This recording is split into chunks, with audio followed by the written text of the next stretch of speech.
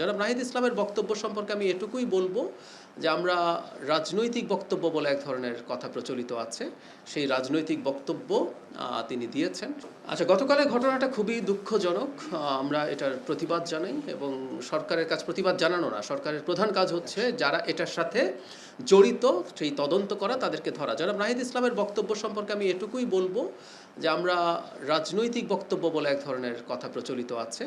Clean master toilet cleaner, সবচেয়ে safe, সবচেয়ে clean. সেই রাজনৈতিক বক্তব্য তিনি দিয়েছেন, সেটা তার অধিকারও আছে, তিনি সেটা বলতে পারেন। তবে আমরা একটা রাজনৈতিক দলের প্রধানের মুখ থেকে, যিনি অত্যন্ত গুরুত্বপূর্ণ ভূমিকা পালন করেছেন আমাদের গণ অভ্যুত্থানে, আরেকটু দায়িত্বশীল মন্তব্য। কারণ হচ্ছে অ্যারেস্ট এখন পর্যন্ত সবসময় কি এভাবেই হয়ে যায়? সরকার তদন্ত করবে এবং তদন্ত মাত্র ঘটনা তখন 24 ঘন্টা যায়নি। সবসময় যে খুব দ্রুত কাজটা করে ফেলা যাবে তা না। সরকার অবশ্যই অ্যারেস্ট করার জন্য সর্বোচ্চ চেষ্টা করছে এবং দ্রুতই আমরা আশা করি করবে। একটা প্রসেস আছে, তদন্ত আছে, নানান রকমভাবে সেই চেষ্টা হবে। সরকার করছে না কিনা সেটা দেখার ব্যাপার আছে।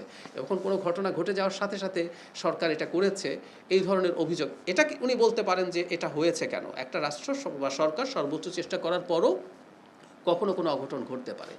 সেই সরকারটা সেটাকে কগনিজেন্সে সিরিয়াসলি নিচ্ছে কিনা, ব্যবস্থা নিচ্ছে কিনা, সেটা জরুরি ব্যাপার।